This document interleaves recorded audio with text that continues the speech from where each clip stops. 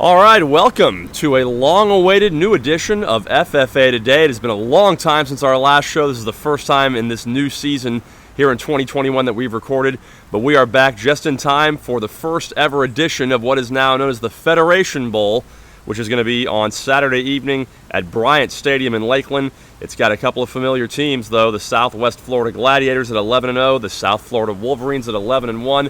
We're going to break it all down. We're going to look at the year that was in the FFA. We're going to look ahead to the 2022 season. It's all going on here. I am Bobby Fenton. Thank you for joining us. A former player for the Dunedin Pirates and a few other semi-pro teams over the years. And as always, I am joined by my good friend, the owner of the Dunedin Pirates, Andy Villamarzo. Andy, what's up, buddy? Hey, it has been a while. I would say, what is it? It was last season. Yeah, we maybe same place.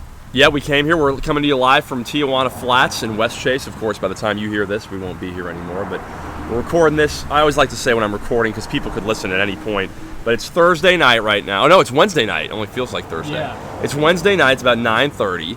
I got my kids to bed. Andy was kind enough to meet me a little bit later because I didn't want to hang my wife out to dry and make her put the kids to bed solo. And it's nice, though. It's nice to be out of the house. It's nice to be out here in the beautiful weather we've got. And we're expecting decent weather on Saturday evening in Lakeland. And it should be a great championship game between two really good teams. So let's get to that first because, we're used to seeing the Gladiators in this situation. They come in undefeated, seemingly like they always do. And yet, and you've been around the league more than I have this year, I follow the league on Twitter, which you can do at FFA Football, I believe, the Twitter account, at FFA Football. Yes. Or something like that. And you can look it up if you look at Federation Football Alliance. And I'm on there on the Facebook group, all that stuff. So I see all this stuff. And a few times this year, including your games with them, with Dunedin, I'd see, second quarter, 13-0, they're down. Third quarter, they're down 20-10, something like that. And I never actually thought any of those times that it was a done deal. Like I know when you guys played them in the playoffs, you led by 2 touchdowns at one point. And just with the Glads, you can never count. It seems like they always know when they need to turn it on and figure it out. Tell me, because I wasn't at those games, tell me about how that went and how they just seemed like they were able to eke them out this year. I'd say resiliency. Just being able to overcome adversity with any kind of issue that may go on during the game. The sideline doesn't get crazy. Yeah. And that's something that I think I noticed with my own Pirates team, and I also noticed with the West Coast Soldiers was when things got hairy, things got a little crazy on the sidelines. And when you're not able to kind of think straight, Yeah. you're not doing things right. So you're making mistakes. Yeah. You're having penalties. You're having turnovers. You're starting to point the finger. The Gladiators, I didn't really feel that. I mean, there might have been that kind of tension on the sideline, but it wasn't that overcoming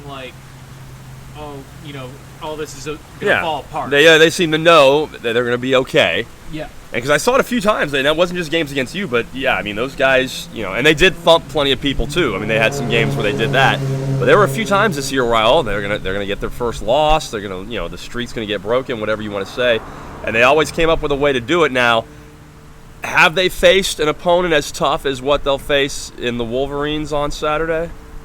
In my opinion, I don't think so. Okay. I don't feel like maybe they've seen somebody with quite the talent as the Wolverines. No disrespect to my own team. Yeah, of the course. Soldiers. Sure. They didn't get to play the Commandos this year. That was a no contest game. Okay.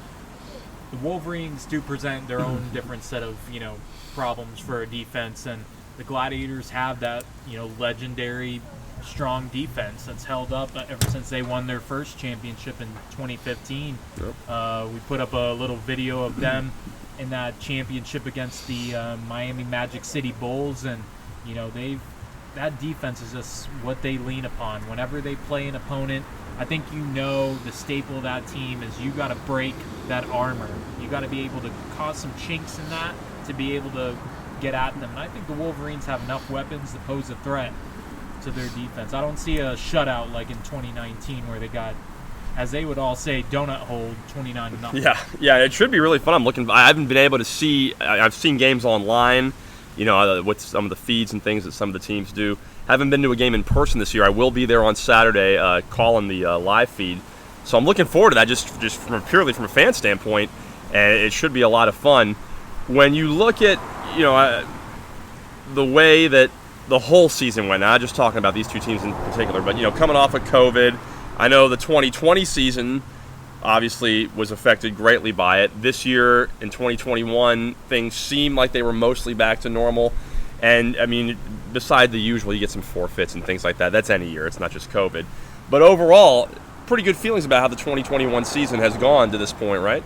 Yeah, I mean, being able to complete a season, I've gotten some feedback from people saying congratulations on being able to complete a season during a, really difficult time. I mean, I think a lot of us came into the late summer and fall kind of wondering, what we were going to get ourselves into with starting practices and having a season. Securing a venue was very tough. We usually play at Dunedin High School. Right. We had to change our venue over to Childs Park in St. Petersburg just because of the COVID restrictions with high school. How was that, by the way? I mean, I've played in parks before. You have too. I've played at high schools. You have too. And, obviously you like to see the facilities and some bleacher seats and locker rooms. But I call it park football. I've always enjoyed a little park football. It feels real pure. Put it that way.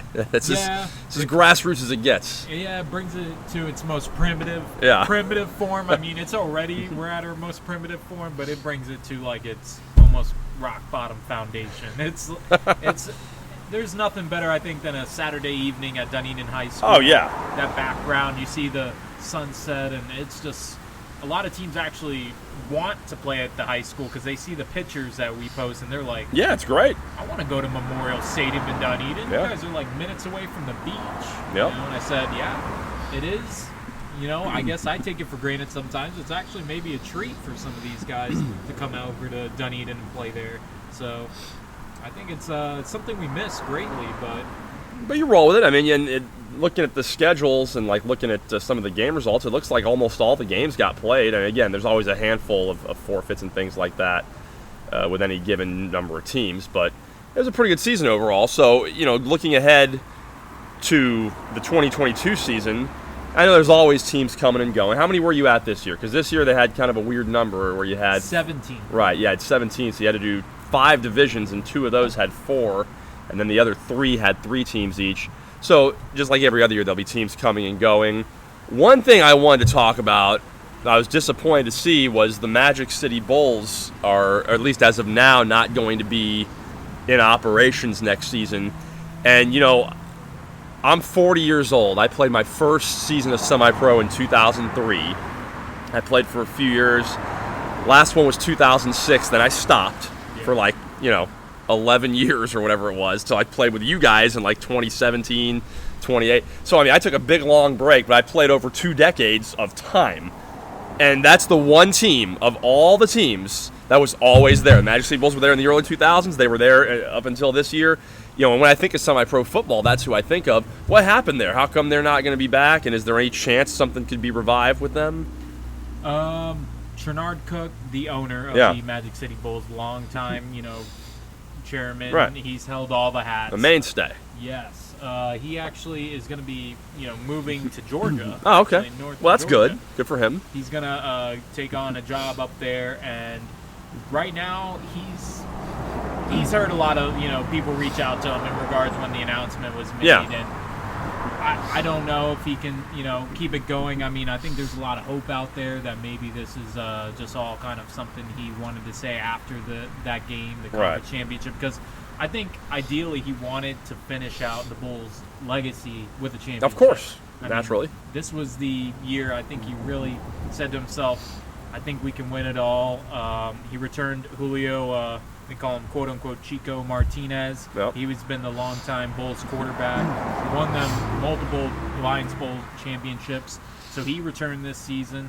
I think there was a lot of optimism that he might be able to bring them back to pretty much the Holy Land. Yeah. And losing to the Wolverines, it's It's tough tight. They lost 19-12. Is no shame. It is a tight game, and they just came up a little bit short. But yeah, it would have been nice to see. Not that I have any problem with the Wolverines either, but hopefully somebody can step up maybe and take that on. I know you know better than anybody what it entails because you do it with Dunedin, and yeah, it's I know what kind of effort and work you put into it, and so it's not just someone be like, oh yeah, this is cool, let's do this. You got to really want to do it.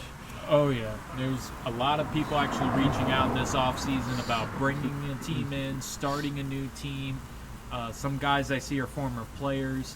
I always tell them, this is not the easiest thing, and it is not for everybody. Yeah. It is not a, one shoe fits, all sizes. It's like, or one size fits all. It's definitely something that if you're going to do it, you got to go, you got to go hard, and you got to really buy into your brand. And if you're not really all into it, you're going to find yourself in trouble. Yeah. So. Yep. Well, we hope something comes up there because, again, that's a team of all teams in Florida. And many have come and gone since then and established themselves well, like including both of the teams that are going to be playing on Saturday in Lakeland. But Magic City, like that was the semi-pro football team in Florida. So you hope that is something they can keep going. But at the same time, I mean, we were talking about this before we started the show. We know a couple new teams that are supposed to be coming in. And, I know new teams come every year, but sometimes they seem a little fly-by-night. You're not sure if they're going to stick. It seems like we got a couple coming in that are pretty well out of the gate, established. There's our third guest on the show, by the way, if you want to introduce him. Yeah, we got Hunter. He's a Hunter. puppy, 6 months. Yeah, he's trying to find himself here. He's doing well over there. He's taking it easy. He's a little timid, hasn't let me pet him yet. But we're sitting outside to accommodate Hunter. And he's pretty good to go with his ice water there. So if you hear from him, just know he is in the mix and all is well. But back to the two that we know of, new teams. And as we were saying, like, these aren't just kind of teams that are hoping to make it a go. They're organized. They are funded, from what I understand, pretty well. And they've got all the things that you'd want to check every box to start a team. They seem to have it, right? Yeah, I'd say the Tampa Bay Thunder are a team that has shown great interest here in the off season, or their off season, our current season. Right. They're guided by Jake Moore, which if you're familiar with the last name, you probably, if you're a Tampa Bay Buccaneers fan, you know his father. He's one of the play-by-play. Yeah, Dave Moore, color analyst, along with Gene Deckerhoff, and a former tight end for the Bucs. Yep, absolutely. They're starting a team. It's him and former teammate Daniel Boone, which also, if you know Tampa football, he played at Jesuit High School, played collegiately. He's going to be the vice president on the team. Are they going to play too, or are they going to be strictly? These guys could probably play as well as anybody in the league. I believe Jake played collegiatally at Dayton. Okay, so these guys could play if they wanted to, but. And Daniel, I believe, played at USF from what I believe, from what I know. But he told me he's had over 160 registrations. Jeez. He's that's unbelievable. Yeah, I said that's great numbers. I mean, there's a lot of interest in this team. He's going to be playing their home games at Jefferson High School. He's got multiple sponsors on board. Great facility. Yeah, I mean, he's really hit the ground running. He is not your typical. He's not going to be your fly-by-night. Yeah. I can already say right from the get-go, this team's going to be competitive. They're going to be a team that I think other teams should worry about.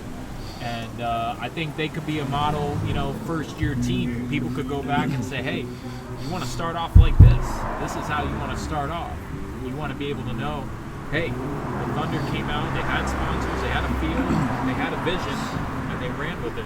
I joked with Jake. I said, hey, for next year's Federation Bowl, you think we could get Deckerhoff on the call? You know what? It's not a bad idea. I don't know Gene that well, but I know him a little bit just from doing some of my old radio work. And he seems like the type of guy that he just loves calling stuff. So he might actually do that if that's a year down the road. You have to settle for me this year. But yeah, I mean, it's not bad. I mean, I've told everybody, you may have heard Bobby in the past, but I know he would call a great game. That's going to be fun. I mean, I'm really looking forward to it, just like I said, from a fan standpoint. So, yeah, that team here, they're going to be playing at Jefferson High School, which is where I was lucky enough to be an assistant coach and win a state championship in 2010 with my uncle Mike Fenton as the head coach. Great facility, great locker rooms. Like, I know the place inside and out. And, I've always said, I mean, you guys are up in Dunedin, and excuse me, looking around the Bay Area, and for a while we had the Patriots, and they were a good team. I mean, they weren't like just some team; they were really good, and they broke up. And then for a while, just Dunedin kind of carried the Bay Area. Of course, West Coast is up there in the FFA now too, the Soldiers. And now you throw in Southwest Florida. Obviously, they're pretty much the Tampa Bay area, a little further, but they've been a mainstay for several years now. And you throw in the Tampa Bay Thunder. The Tampa Bay area, I mean, it's got a pretty good history of semi-pro football, but now we got 4 strong franchises all. I mean, that's a good-looking division before even knowing what else is going to be the lay of the land next season that you have right there in West Central Florida. Yeah, and there's other interested teams. I don't want to No, yeah, okay, all open right. all the presents and say, hey, here's this interested team, here's that one. Yeah, who But knows? I know there's more interested teams in the area, Tampa Bay area. There's teams over in the Central Florida area that are interested. We got teams down in South Florida interested. We just have a lot of interest, and despite any kind of undoings here during the season, and with COVID and just things happening of that nature, it's like the FFA, those initials just hold so strong. Even though it's Football Federation Alliance and it's not the Florida Football Alliance, it's still, those initials just really stand strong with players throughout the state. Because when you say FFA, guys think of what's been going on since 2008. It's just a different version, just under the guidance of Anthony Smith, who he's actually forming a team called the Orlando Americans. Okay, yeah, we're talking about them too. They're going to be up and coming here for their first season in 2022, and Anthony, I know, has told me a lot about putting together a coaching staff. There is only one Orlando team, the Orlando Phantoms, but I've always That's in any league, right? Like, no matter what, there's only the one team. Yeah. So yeah, Orlando should have more than one. That's what I've always said. I said, Miami's got 10 teams. We got two divisions in South Florida. And I can't even count on one hand or two hands how many there's in Jacksonville. Why is that? What's with Orlando's semi-pro football scene? And hopefully this will help stoke it a little bit. But why do you think that is? I don't know. It's so weird. Maybe because it's more of a tourist destination. Yeah. A lot of people living there. Orlando's got enough, and it's a little spread out, but so is Tampa Bay. I don't know. That's how I look at it. I say to myself, if Miami can have this many teams, and now you see Tampa starting to sprout some teams. Yeah. Jacksonville's just historically always had a bunch of teams. Why can't Orlando have two steady, rocks as teams? Because you used to have it with the Orlando Rage. I remember I played the Rage in 2006. I remember playing against them. That was way back, and they had the same uniforms as the XFL team had. I think they were actually the same uniforms that they got from them, and that was 15 years ago. But yeah, if you look, and the Phantoms, what are they? And they what league are they in now? They're in the APDFL. That's a mouthful. Amateur. What are they doing over there? Let's get them in the Federation too. I've heard they're potentially starting their own league, actually. Oh, okay, whatever. Yeah. It seems like you get... the leagues come and go kind of the same way the teams do sometimes, except for the FFA, which is the longest tenured league in Florida and the most well-established, most well-run. And so, to me, it seems like a natural fit. But forget about that. We got the Orlando Americans, Tampa Bay Thunder coming in. Like you said, that's only two that we know. So, by the time, 6 months from now, let alone a year from now, this will all look different. I think it's pretty safe to say those two will be in there. So that already sets up for a good season, and it looks like, looking at some of the teams that have been around for a while, teams like the Commandos, teams like the Duval Raiders, teams, and then you get the Raiders down in South Florida too. Chiefs were a new team this year. They showed pretty well, right? They did, it looked like they knew what they were doing. The Broward Bulldogs, they have a nice facility. I know they're still, taking their lumps a little bit, but they're going to be around. This is going to be a good, 15 to 20 team league probably we're looking at. Who knows? But I know the president he's not about the numbers. It's like quality over the quantity. Yeah, you can make a schedule with any number. Yeah. As long as you can rely on the teams. If there's other teams that want to come in, I'm actually in charge of the recruiting and team development with the league. Talked to a lot of good quality teams. Talked to a lot of teams that are, going to be new teams that show a lot of great potential.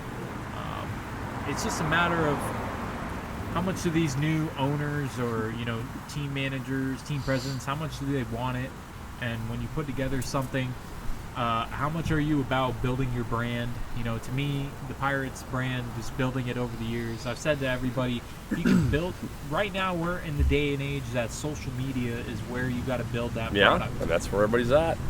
That is your per se storefront, because none of these teams actually have like a building that you can go visit. You can't go, hey, let's go visit the Gladiators office here. We can't fund a headquarters like One Buck Place. That'd be pretty cool, but it would be, but it's like let's go to the next best thing, and that is clicking the likes and the follows and the ad me's, and that's where I think football teams kind of get away from. They kind of focus more on the names and how can they work out deals with, players. And I always say you should worry more about building that brand, because for me, the Pirates have had, we've had more bad seasons than good seasons, but we're able to retain a product every year just because we promote players. We're all over social media. We keep a good professional website.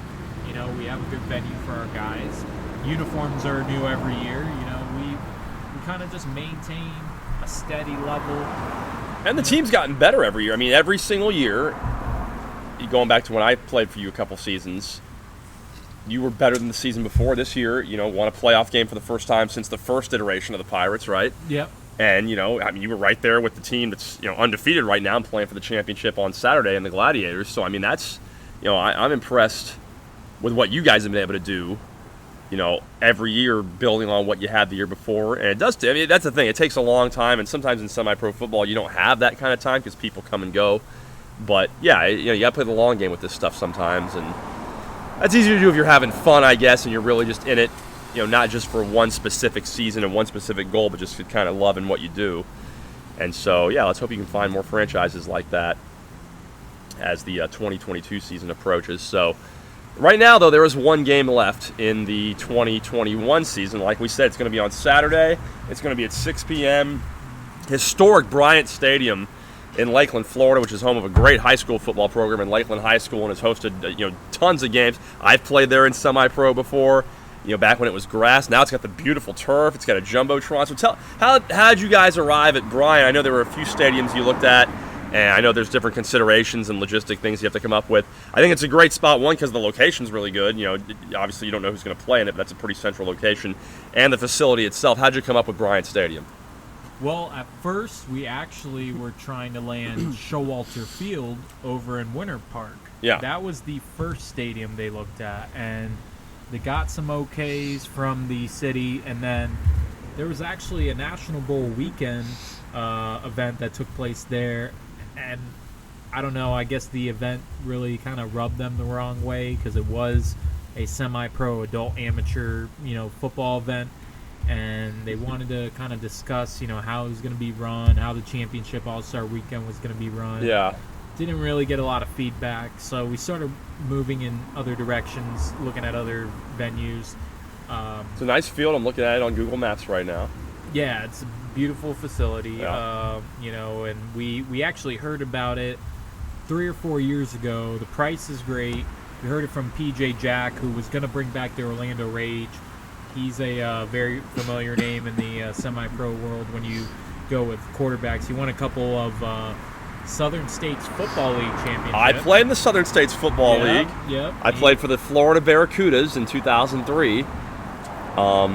Man, that was a long time ago. I was going to say, he's a multi-time Rice Bowl champion. The Rice Bowl, that's right. It was the Rice Bowl. Dave Rice. Hey, that's why I say some of these young bucks, they don't know. I got gym shorts from the Barracudas I still wear that are literally, I'm not even making this up, that are literally about the same age as some of the guys that are out there with the Pirates now. Wow. Yeah, actually, going off topic a little bit, a player that played on the first year Pirates team I ever had, he sent me a message, and I don't even have a jersey from the first year Pirates team. Yeah, you don't even know where anything is. Yeah, I gave it to some guy at a practice, said, hey, you can use my, Right, never jersey. saw it again. Never saw it again. He messages me 2 months ago, and he goes, hey, look what I found. And it's a picture of the first year Pirates jersey, which, to anybody else, it's like, who cares? This is trash.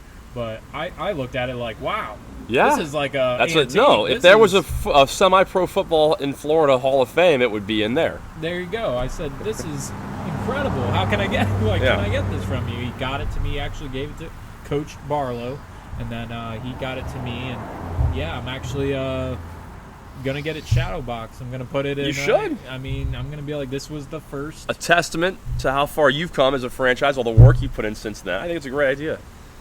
But going back to the Federation Bowl Championship and the location, how we came up with it, we started thinking of other venues. Anthony Smith, in the past, he's like going to South County Stadium down in Port St. Lucie. That's where he held a couple Southeast Football League championship games at. I brought up Bryant Stadium in Lakeland, because I'm familiar with the stadium. I've been there a couple times when they've had the new turf. Yeah.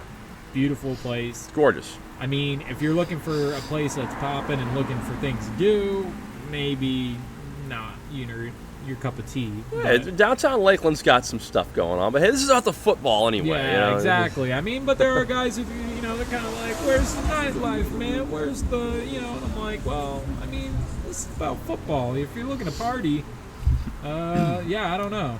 But, I mean, Lakeland is a great place, very, very rich in football tradition. Yeah. So if we're talking anything about football, which we are, you got Kathleen right there, Kathleen High School. You got Lakeland High School. You got Lake Gibson. I mean, I've coached against them at Lake Gibson. Yeah, there's a lot of Lakeland's got some good football going on, and so it's a good spot from that standpoint too. And what I like about the stadium is it's got a good blend of history. Like you got the old grandstand and everything, and yet it's still modern. The field, the scoreboard, and all that stuff. So it should be a great spot on Saturday night.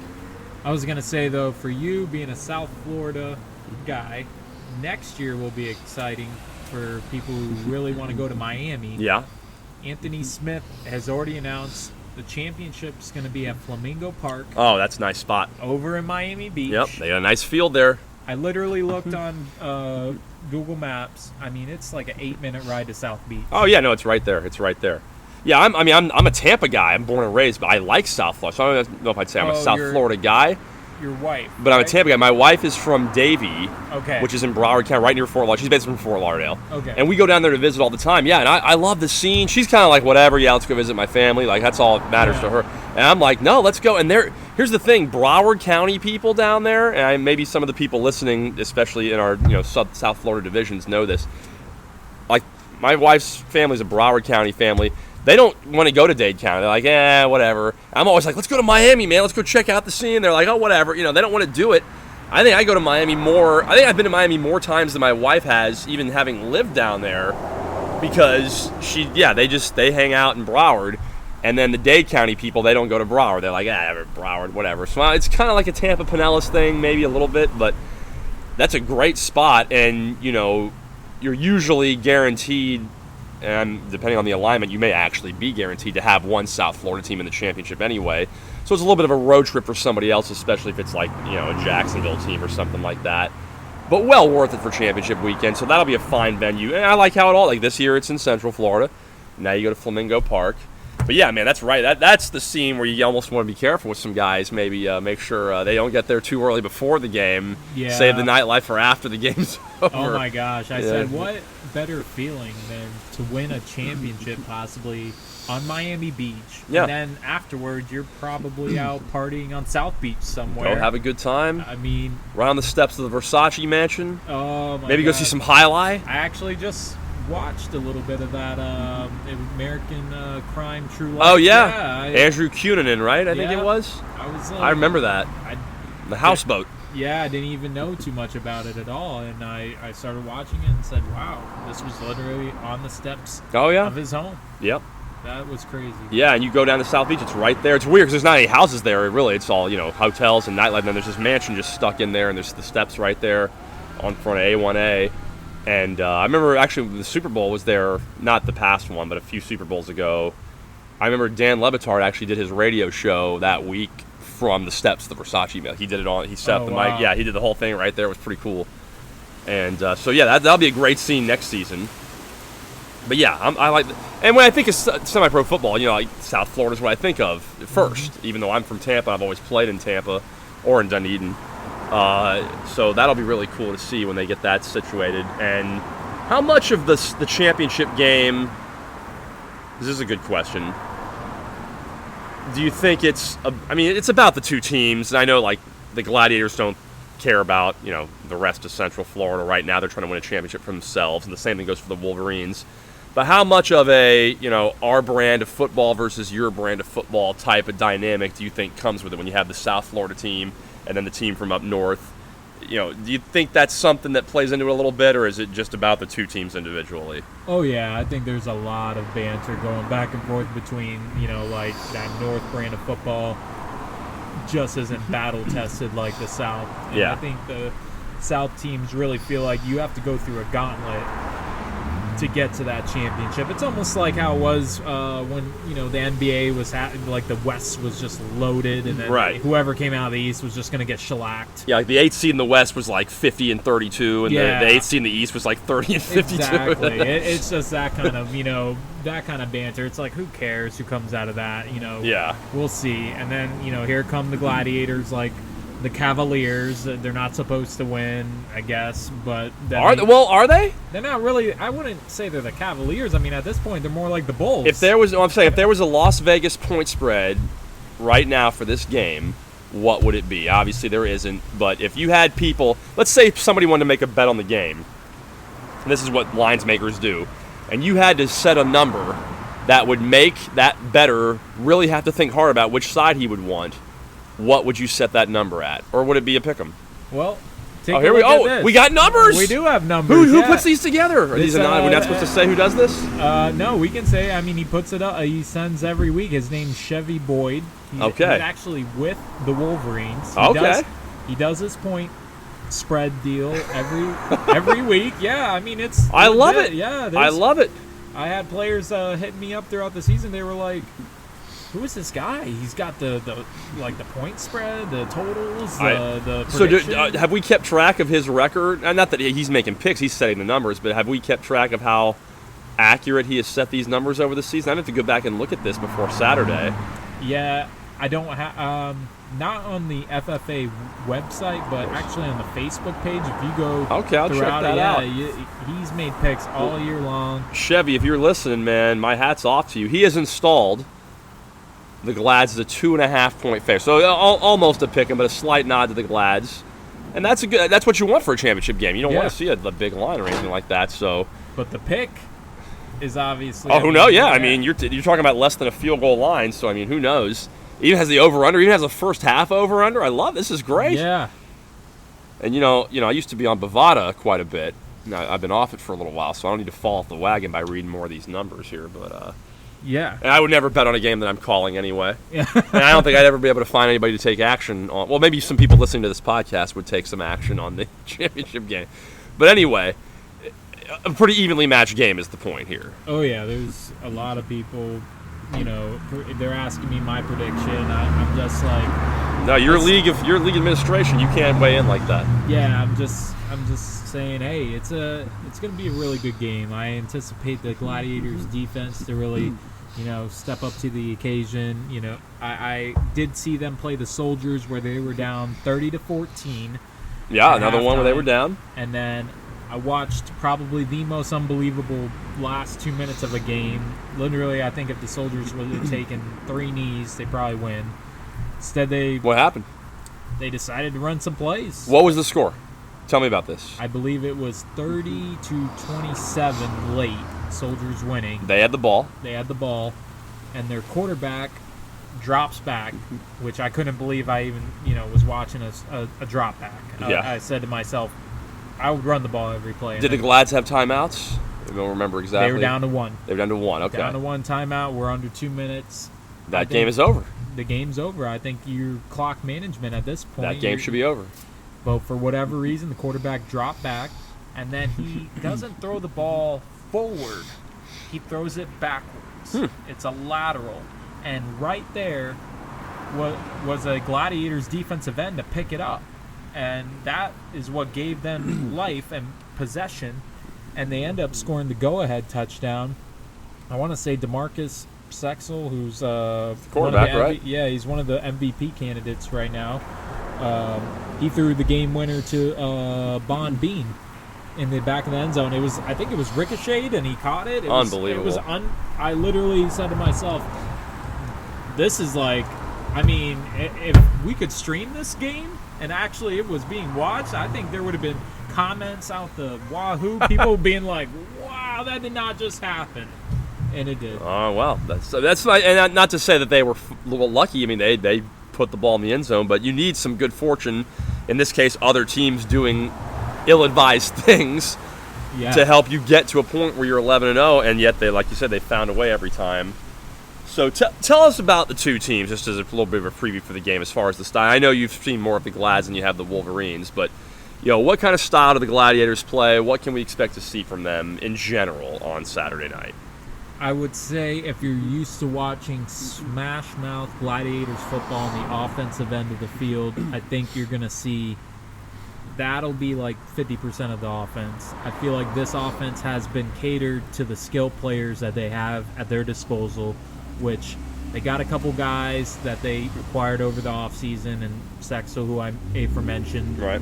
Darius Davis, who is a renowned flag football player. Okay. He's played in the American Flag Football League, which some may be familiar, has been featured on the NFL Network. Yeah. So he's played against pros. He's a dual threat. He could play a receiver, play a quarterback.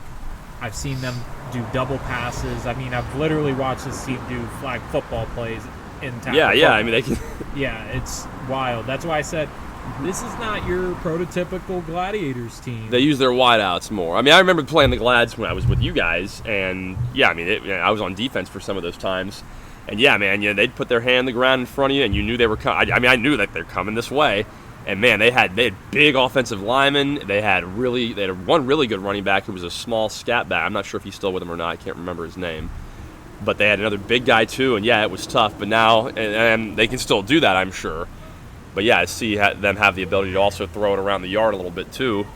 That's tough to defend then, because at least I knew back then what they were going to do. Yeah, they're I think they're just unpredictable. If anything, it's you don't know what they're going to do, because they literally can line up in 4 or 5 wide and throw it around the yard, or they can go back to having 7 guys at the line of scrimmage and pound it down your throat. Double tight end sets. I've even seen them put 7 offensive linemen on the line of scrimmage and just go, hey, stop us if you can. Yeah. And what about the Wolverines? From what we know. From what I know and from what I've seen, I've watched some highlight clips from Pratt Recordings. He does great work down there in South Florida. He's actually going to be filming the game. He's going to film the All-Star game and the championship game, and then he'll be doing like a highlight reel type deal with high-definition cameras. They're a spread football team. They like to spread you out. They have some good receivers. Their quarterback, Nathaniel Watson, is another MVP candidate. He took over the job for, I believe his name's Nate Bigelow. He was the starter. He actually was the starter when they went to the Lions Bowl in 2019. Yeah. So he took over the job. He's played wide receiver, quarterback. He's even played some cornerback, from what I've understood, on defense. He's your athlete. He's your Swiss Army knife. Yep. He can really do a lot of different things, and he's got a good running back, former University of Miami tailback, Walt Tucker. I've watched a lot of highlight clips of this guy, and it looks like it takes about 3 guys to get this dude down. I mean, he is a hard runner, and if I think a lot of our listeners, they've probably seen the clip against the Magic City Bulls. He runs an angle route, and I think he goes 60 yards to the house. I mean, he just beats everybody, and he's not a small guy. I think he's 6'2", 220 pounds. I mean, he's like he's like a linebacker. A guy like that who can run is, at the semi-pro level especially.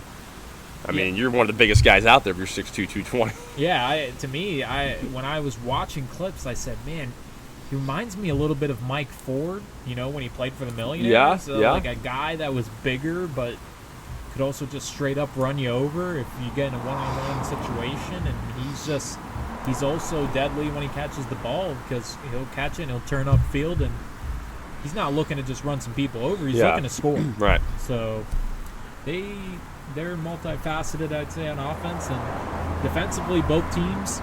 I don't know too much about the Wolverines, but from what I've seen with the scores, they're very stiff with the points. And the Glads, from experience, facing them 3 times. First time we faced them, we got shellacked. I believe it was like 54-6 in St. Petersburg. We played better the second time around, which actually happened the very next Saturday. And that third matchup ended up in the playoffs. Yeah. Which I say to, a lot of people were like, guys were up 13-0. You had the champs on their heels. What happened? And I said, you got to think the first touchdown was set up by a big pass from Vitale to John Louis, new player we got. Yeah. he set that up, and then the second touchdown was off a blocked punt. Basically, they set us up inside the 10, and we were able to score a touchdown there. But I said after that, trying to get another one against that defense is... You didn't whiz a drop after that. Yeah, it was just tough. It's like we almost asked our defense, now can you hold for the rest of the game? Yeah, we got you 13. Now you have to do the rest. Tell me about that game, because I was monitoring that game online. Didn't see it myself in person though. So when it was 13-0, and it was that way well into the third quarter, if I'm correct, right? Wasn't it? Like mid-third? Or we were up 13-7 at halftime. Okay, so not the third quarter, but still up at halftime. But when it was 13-0 in the second quarter, did your mind start to wander a little bit? Like, hey, this could be happening, or was it just totally like, hey, I know what we're up against here. We need a couple more. Like, how did you feel when you were up by 13 points?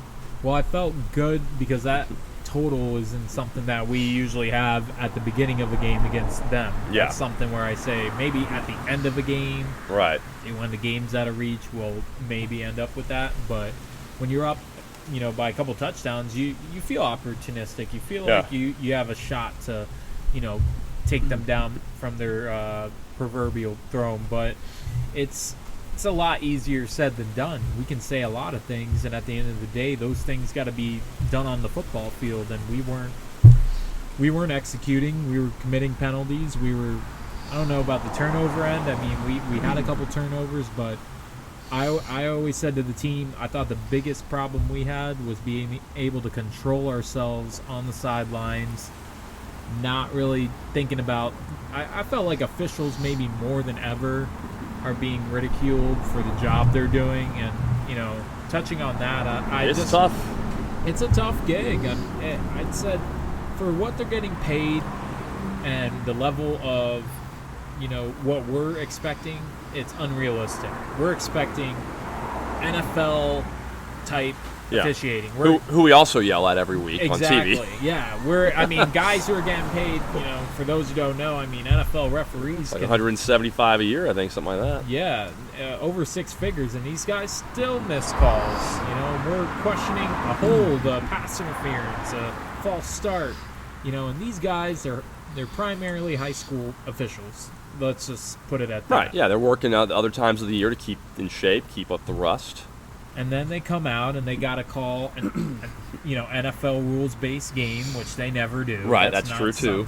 And then now we're expecting them to know the NFL rule book from front and back, and they should be able to be just like Ed Hockley, and I'm over here like I feel like if we all just actually came to reality that we have what we have, and you either deal with it or just maybe find something else to do with your time, because why disappoint yourself with such high expectations if you're going to sit here and say, hey, we should be having NFL-type officials out here. Yeah, you got to roll with some things. And I see, even coaching my son's Little League team, my son's 9, I'm the coach of his team. We have umpires coming out there. It's the same thing. It's guys who do high school games, and they do some Little League stuff on the side. But I hear from everybody, and this goes for football refereeing and even basketball and baseball too. There's a shortage. Like, they're having trouble finding people to do these things. So the more abuse they have to take, more people are leaving the profession, fewer people are entering the profession. And it's hard sometimes just to get a game staffed with officials at our Little League games. And I know, that's the same thing that you guys have to deal with too. So, yeah, to anybody listening out here who's a player or a coach, which is probably most of the people listening to this, one way or the other in semi-pro, just keep that in mind a little bit. And I do, even in my kids' Little League games, I do it too. I get on them a little bit sometimes. I always try and introduce myself before the game, get their name, give them my name, and then at the end of the game, thank them. And usually between those 2 points, what happens is okay. But and I don't know how they do the assignments for the championship game. I assume it's, something other than just randomness.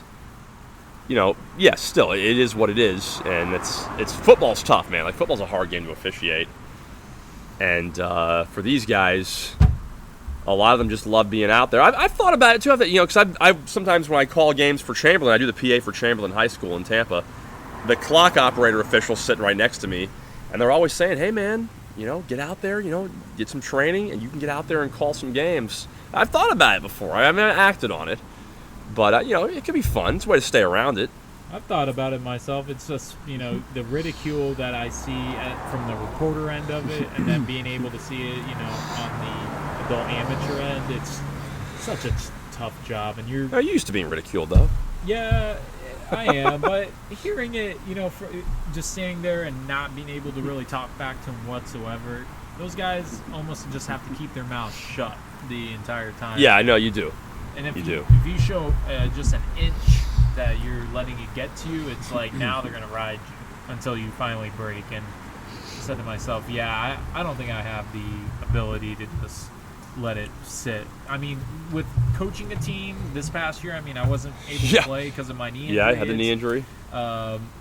It was different, being able to talk to the guys, being able to calm a guy down, talk to him about what he's doing wrong.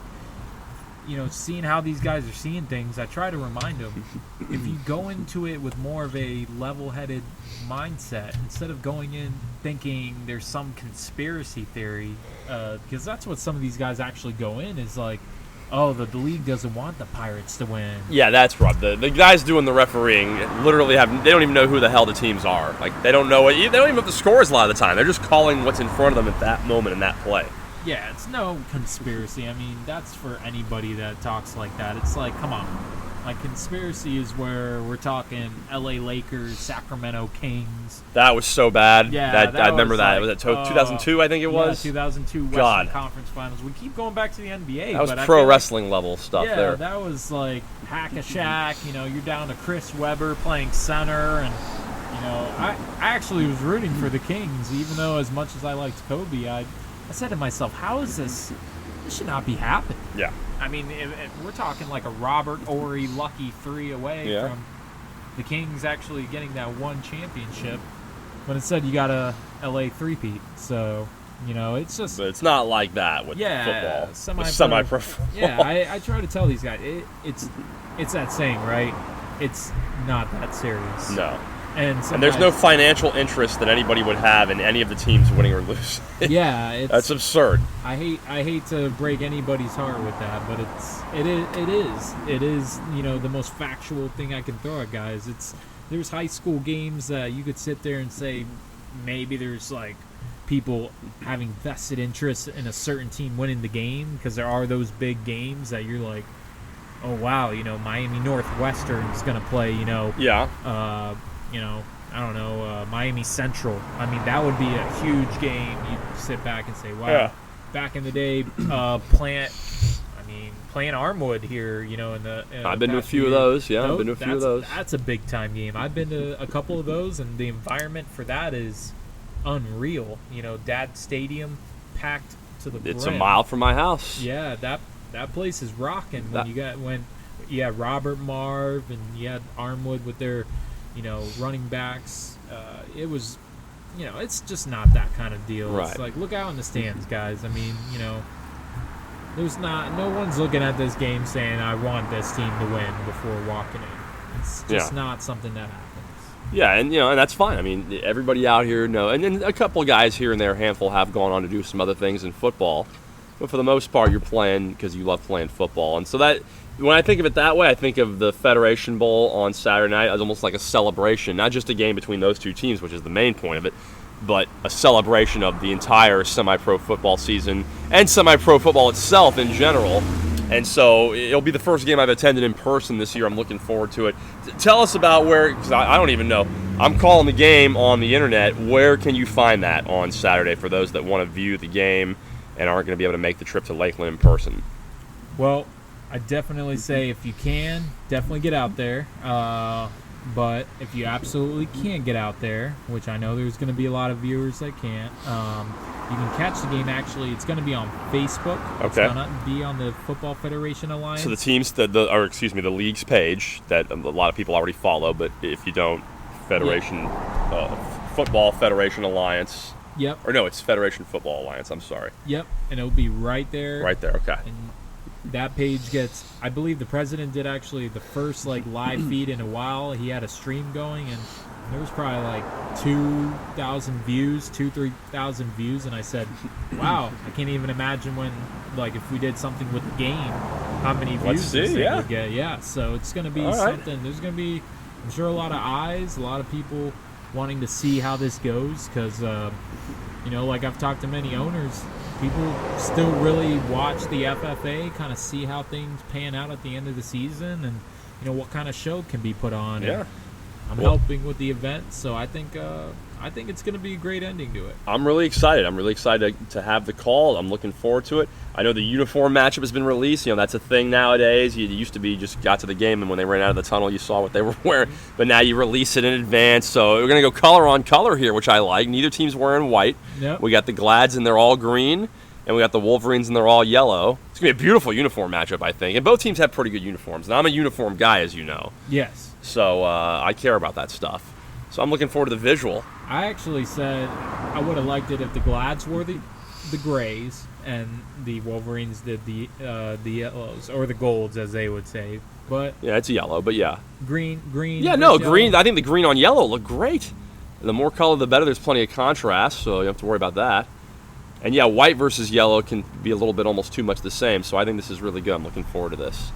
Oh yeah. Well, expecting a great matchup, and won't say who's gonna win, but I know a lot of people out there.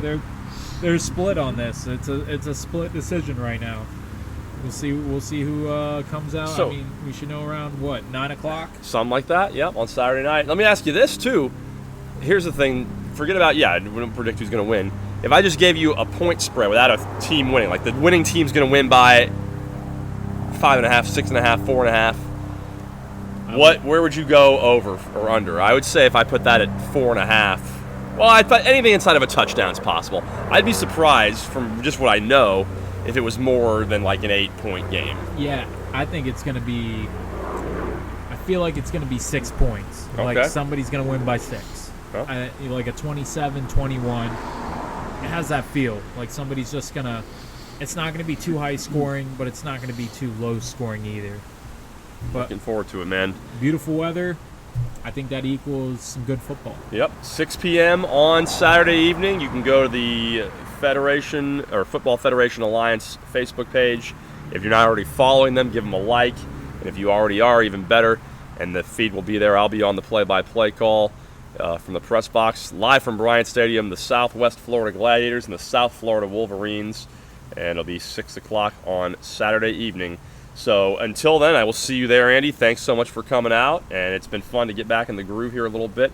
At age 40, I am still trying to keep in shape. All right. I've not ruled out a return to the field one day. All right. Although it's not like if I wait 2 more years, it'll get any better, so I probably need to do it sooner rather than later. But I feel a little better now. Last year, I didn't feel great. I had some issues last year. I came out for a few practices, you remember, and I was done. Just couldn't get my body right. Feel good, so we'll see. Okay. I got another few months to get in shape. Yeah. And, maybe be a special teams punching bag or something like that. Hey, I mean, I tell any new players who come out, I think we had one guy, he never even played football before, ever. No problem. And he enjoyed just being out there. He's just like, hey, man, this was my first time ever playing tackle football. He said it to me like You're like, whoa, yeah. I almost couldn't tell, but I could tell. He was asking a lot of questions. Yeah. And, he said he had the time of his life. There's nothing like it. That's the thing. Like, the other sports, like, you can go to the Y and play basketball, and obviously that's not a high level, but you are playing basketball. Like, that's basketball, You can go play softball, and besides the fast pitching part, although they do have baseball leagues, but you're essentially playing. But flag football is not like real football. You can't replicate it. Hockey, you can go down to the place in Wesley Chapel, the Ice Sports Forum in Brandon. You can join a pickup league. You're playing hockey. Again, not the highest level, but you are playing the game. But you can't fake football. You can't go play football with your buddies in the park in that way. I mean, you can do it just throwing the ball around, touch, whatever. But to put pads on and buckle a chin strap and there's a guy across from you, most people don't know what that's like. And that's the reason I kept playing it even after so many years had passed. Because, you have kids and things get, I don't want to say boring, but things get into such a routine and there's just kind of like, just middle-aged rut. And man, like, you get out there on the field, I mean, that's living. Like, running down the field on kickoff, I try and tell my buddies who never played football, it's not, you can go play tennis or something, you're playing tennis. You can't do this anyway. But you can do that in semi-pro football if you still want to. That's what I say. It's like a good drug, I guess. Yeah, you yeah. can't let go. It's something that you're like, I gotta have it. Yeah. I don't know. That's me. There are guys who obviously they played for years and they're like, hey, I could drop it at a dime, but. Oh yeah, you get older, it's tough. Believe me, you're finding out now. How's your knee doing? It's getting better. I'm in, I would say, month 4 of rehab. So right now it's getting to the jogging, running phase of it, and squats back up to 245, 250. We're working. Some lunges right now, some body weight lunges. Exactly. There we go. Doing that. Well, anyway, thanks for coming out. I will see you on Saturday. You'll be there. I'll be there. Any of you that want to be there as well, Bryant Stadium, right there on Main Street. No, it's actually Florida Avenue is the address in Lakeland. Yes. Right there off. It's not far off of I-4. But again, if you can't see it, go to the Facebook page for the Football Federation Alliance. You can check us out there. Until then, that's FFA Today. For Andy Villamarzo, I am Bobby Fenton. Is the motto still the lead that delivers? They changed that too. I like that motto. They should have kept that. I don't even know what the motto is at this point. It's let's get through this. That's anyway. That's your Championship Federation Bowl edition of FFA Today. The FFA, the league that delivers. See everybody on Saturday.